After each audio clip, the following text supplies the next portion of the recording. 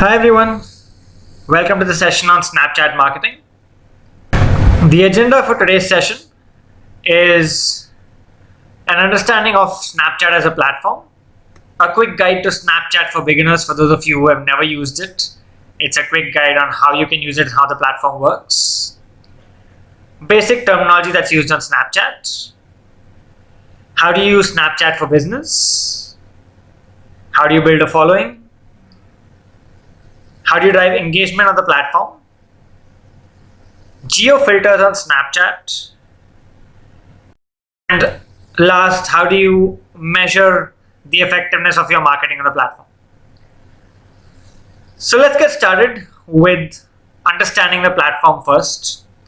As with all of the platforms, in order to market effectively on it, we first need to understand the nature of the platform, the characteristics of its audience. So let's look at that first. Snapchat is a platform where all content is temporary. It lasts only 24 hours. Unlike other platforms like Facebook or Instagram, where all the pictures that you upload, the videos that you post get stored on your timeline, Snapchat is completely different. Whatever's posted only lasts 24 hours. Nothing is saved on your Snapchat profile, so to say. Right? So for those of you who are new to the platform, everything on Snapchat is temporary. If you post something today, your friends will only be able to see it for the next 24 hours. If they come in after that, that post, which is called a Snap Story, is gone. Right? This is what sets Snapchat apart from all platforms out there. As we go further, you'll understand it in a lot more detail. To look at some numbers with regards to Snapchat, Snapchat has over 200 million monthly active users as of today, which send about 700 million photos and videos every day. And it also has about 100 million daily active users. Snapchat as a platform, as a network, has been growing really fast. It has been growing exponentially over the last couple of years. In fact, Snapchat now has more users than Twitter. And it grew as much in 1 year as Twitter did in 4 years total. So what Twitter took 4 years to grow, Snapchat accomplished that growth in just 1 year. That's how rapidly this platform has been gaining traction. And this is important. Over 71% of Snapchat's users are under 34 years old. In fact, in India, this number is a lot more. The numbers for India are not out. There are no statistics for the demographics of India's Snapchat users at the moment, but I'd put that number at over 90%. Right? In fact, a big bulk of Indian Snapchat users are in the age group 13 to 25. Right? That's where the major chunk of India's Snapchat users are today. So what makes Snapchat as a platform so popular? Why has it grown so fast? Why is it so popular, especially with millennials? Let's understand this. Let's look at what caused this platform to grow so rapidly. Why do millennials love this platform so much? So the first thing is temporary content. So as I said, if you miss out on a story today, you're not going to find it there tomorrow. This fear of missing out, or FOMO as it's called, is something that brings users back to the platform, because if they don't see it today, it's gone tomorrow. And there is no content that's permanently stored here. In fact, Facebook and Instagram and WhatsApp have also copied this of late.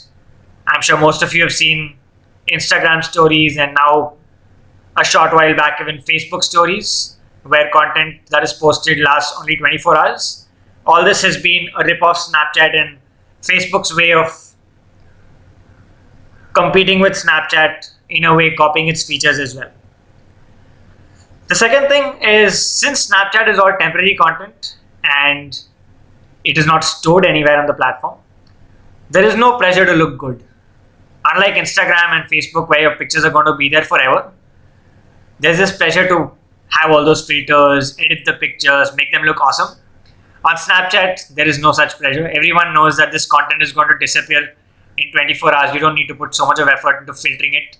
So Snapchat is more real life, more real-time stories that people post of their everyday lives. Right?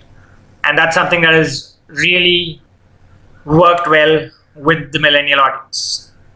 And the last one, which is again extremely important, is that Snapchat doesn't have a like button, or like Twitter a heart button, or like Instagram as well the heart button. So there is no reason for people to post something and worry why they didn't get so many likes on it.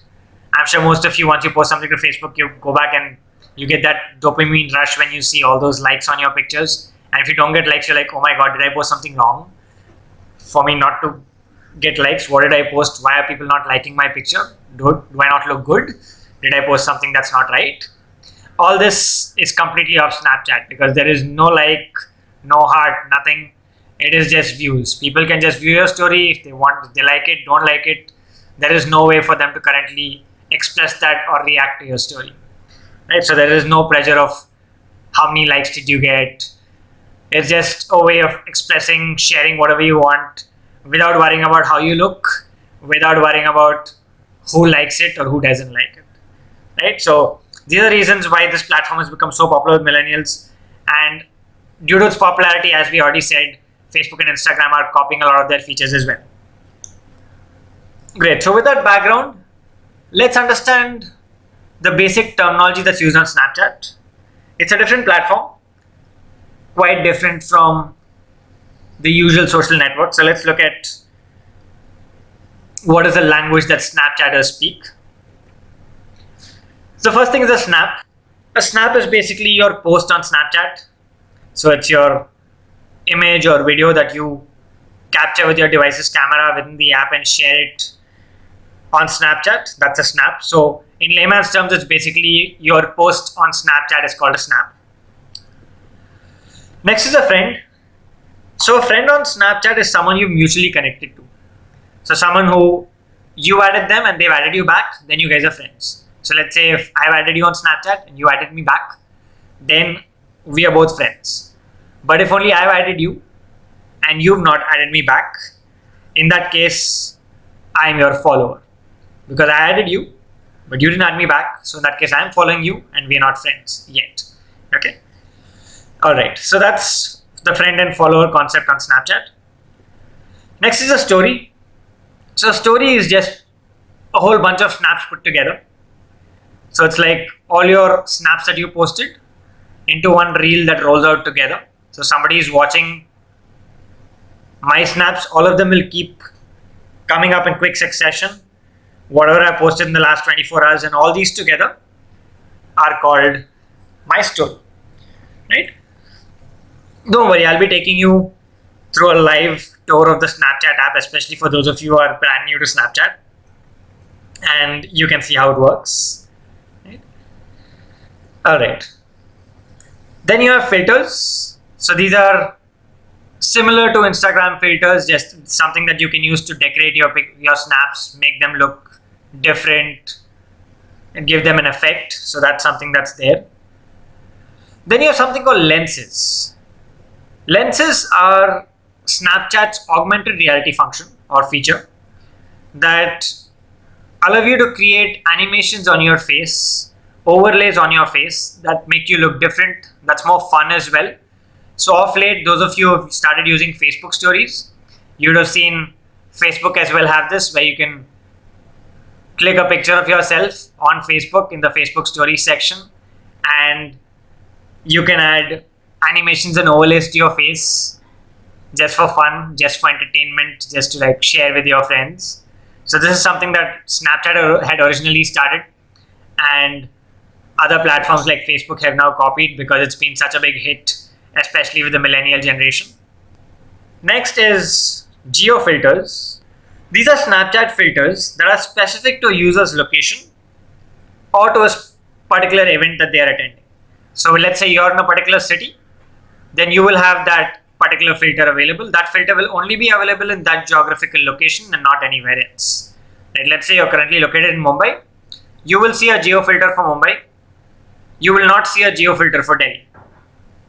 So we'll take a look at this as well on the live app when we go there.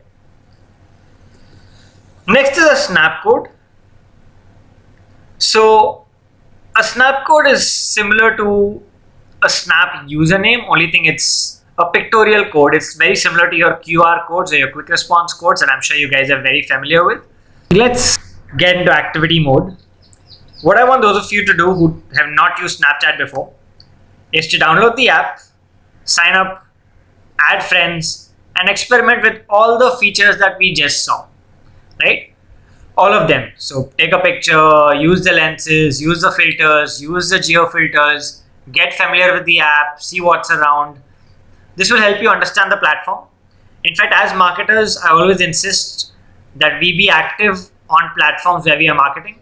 Because if you're not active on the platform, especially platforms like social networks which change rapidly, it's going to be difficult for you to understand the platform and also know what works, what ticks with the audience in the platform.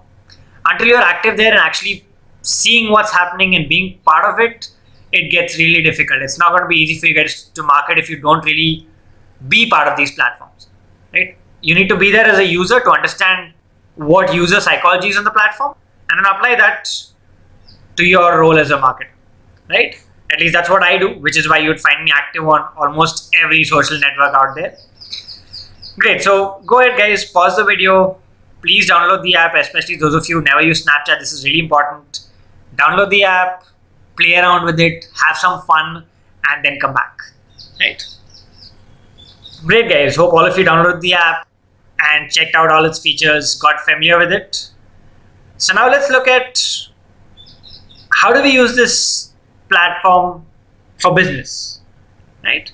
How do we use Snapchat for marketing, which is what the session is all about anyway. So we'll start with this question first, is should you use Snapchat for your business at all? Right, given that especially in India, it's still in its nascent stage, the audience is very, very niche. It's not become mainstream yet, right? It doesn't really have too much of analytics that you can measure, not as mature as a platform like Facebook. So given all this, should you be using it? Should you not be using it? Well, the answer to this is, if you have an audience for your business that is largely millennials, then you should definitely be experimenting with Snapchat, because this is where those people are spending a lot of their time. This is where they are very, very engaged. As marketers, we need to be where our audience is. And if your audience is engaged on Snapchat, then you should definitely be there to engage them, get in front of them. But on the other hand, if your business does not have an audience which falls into this age bracket and age group, then it might not make as much sense for you at the moment to invest in it. But it remains to be seen how this platform grows. The next 6 months, in my opinion, will be critical for this platform to see if they're able to push, especially in India, where they're still used by a fairly niche audience. It remains to be seen if they'll be able to make deep inroads, especially now since Instagram has stories, Facebook has stories. So we'll have to see if Snapchat is actually able to grow its user base. But the millennials that are already there, let me tell you, are a very loyal Snapchat audience. They love Snapchat. I'm not sure how much of Instagram and Facebook stories are going to deter them from there. And I've spoken to a lot of millennials, a lot of my colleagues who are loyal core Snapchat users.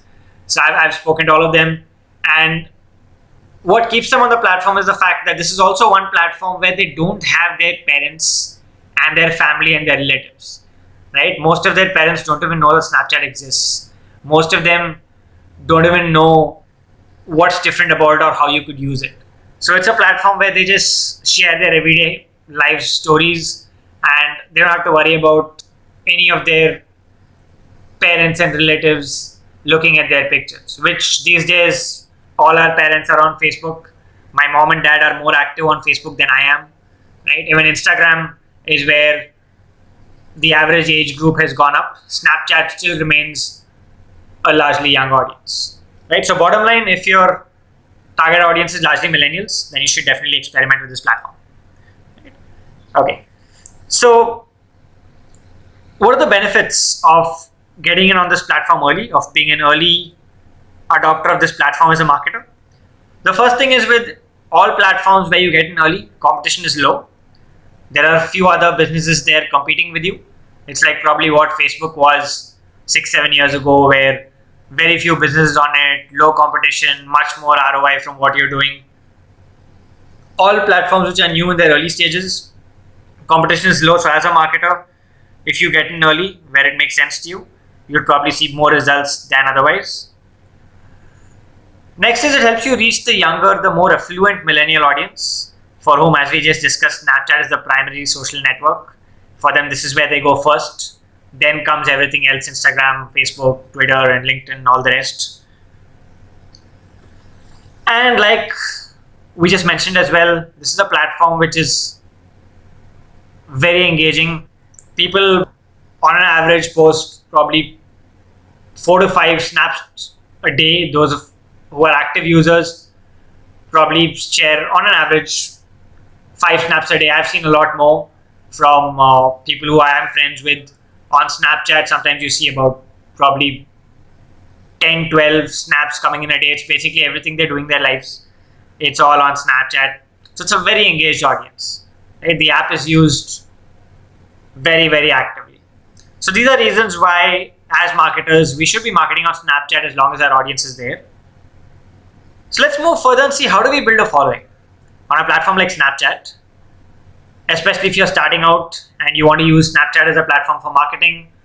How do you start? How do you build that initial following? So what you normally would do is to leverage your followers on other networks. So you'd promote your Snapchat account on other channels. So let's say like how you see this Nat Geo while promoting it on its Facebook page saying follow us on Snapchat, this is our username. So this is something you could do. Similarly, you could post your Snap code on your website. So this is this business that has posted its Snap code on its website, encouraging you to follow them by scanning the Snap code.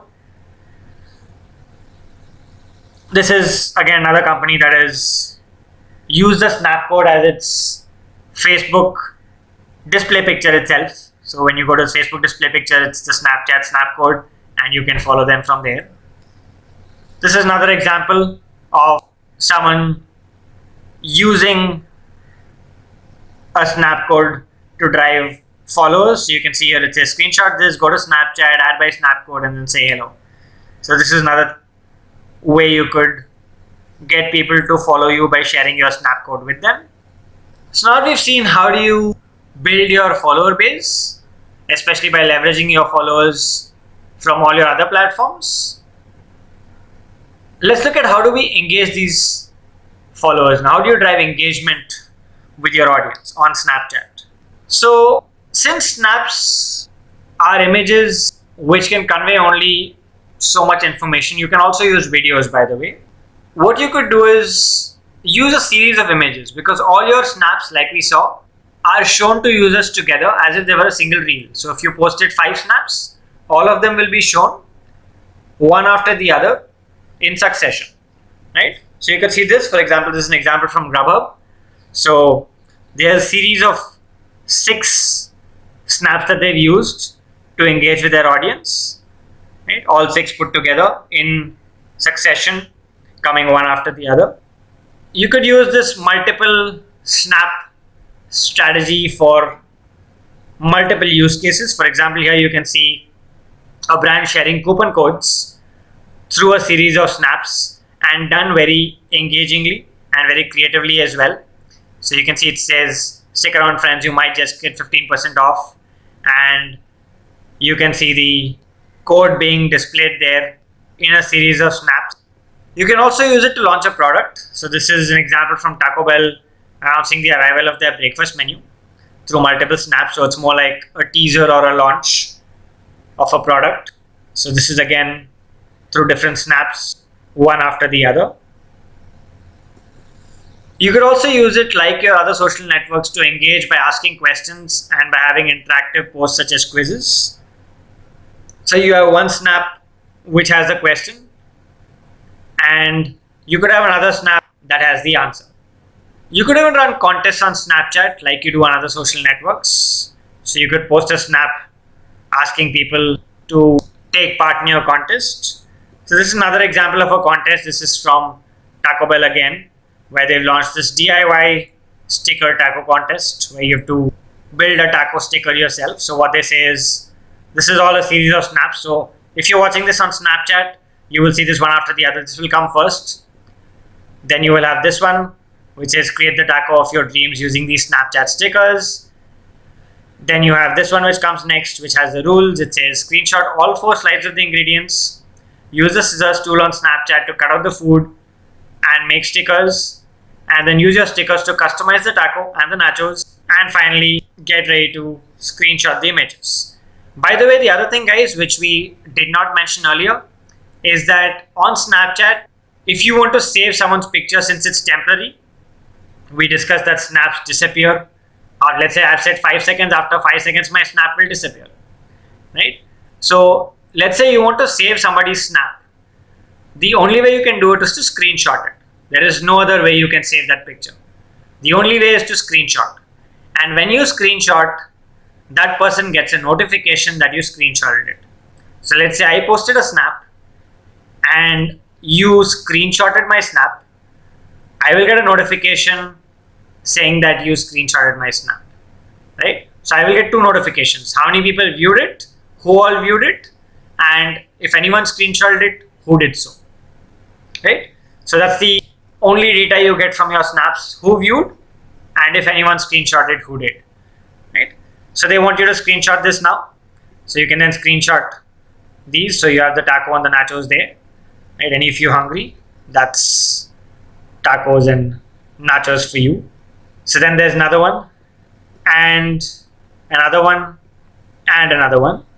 And then they have a sample one done for you. So this is what they want you to do: decorate your own taco and create a sticker out of it.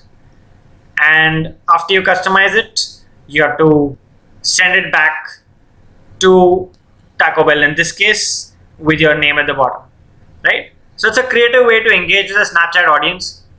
And like we said, this is an audience that loves doing stuff like this, right?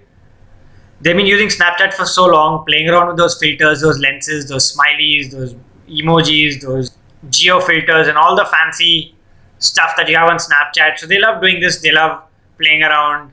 For them, it's fun. For that kind, for an audience that is, especially those who are in their teens, those who are in school and college, love having fun like this. So if you're a brand that wants to engage them, this is a great example of how you could do that. Right, so that's different ways you can engage your audience on Snapchat. So we saw how you can use multiple snaps together, how you can use it for product launches, for teasers, how you can run quizzes, you can get people to engage with you through contests. We saw one example of a creative contest from Taco Bell. So different ways that you could engage with your audience. Again, the objective here is to build brand awareness, build top of mind recall, and to drive brand visibility amongst them. So next is Snapchat geo filters, right? I just showed you the geo filters on the live demo when we saw Snapchat. I showed you how we had that geo filter for Chennai because that's where I am geographically located at the moment. So there are 2 types of geo filters on Snapchat. You have community geo filters and on-demand geo filters. Community geo filters are filters for a specific city, like what you saw. The Chennai geo filter is a city geo filter. You can also create one for local landmark, for a public location, for let's say your neighborhood, for a particular university. These can be created as well. So you can go to Snapchat's website, click on the geo filters tab on the top left here that you see, and then you will see these 2. You can click on create filter or the create now button. So let's look at this on the live tool. Like I said, go to snapchat.com/geofilters, and then you can see the 2 types of geofilters available. The community geofilters, which is for your city or a local landmark. So you can click on the create now button. Snapchat here gives you the guidelines for your geofilter. So it needs to have these guidelines. It needs to be transparent in this file format of PNG24. It gives you the dimensions, which are 1080 by 1920, and it gives you the file size that should be under 300 KB. So once you have created your geo filter for your location, or let's say for your college, for your university, whichever location you want to create it for. Then you will say next. Here it will ask you to choose your location where you want this geo filter to appear. So you'll have to mark your exact location. Let's say you want to mark it at a certain place. You could just mark it on the map like this, just giving you a rough area of how this is done. So this is your area, and you will say anyone who is geographically located in this area, you would want this location or community geo filter to show up. So you can upload your geo filter here on the right, give your name, give your email, and explain why you are applying for a geo filter for this particular location or neighborhood or community or university. And then you would click on the submit button. This would then go to Snapchat for a manual review, and if it is approved, you will get an email from them saying that the community geo filter you've been created has been approved, and anyone and everyone can use it, right? So what's the difference between a community geo filter and an on-demand geo filter?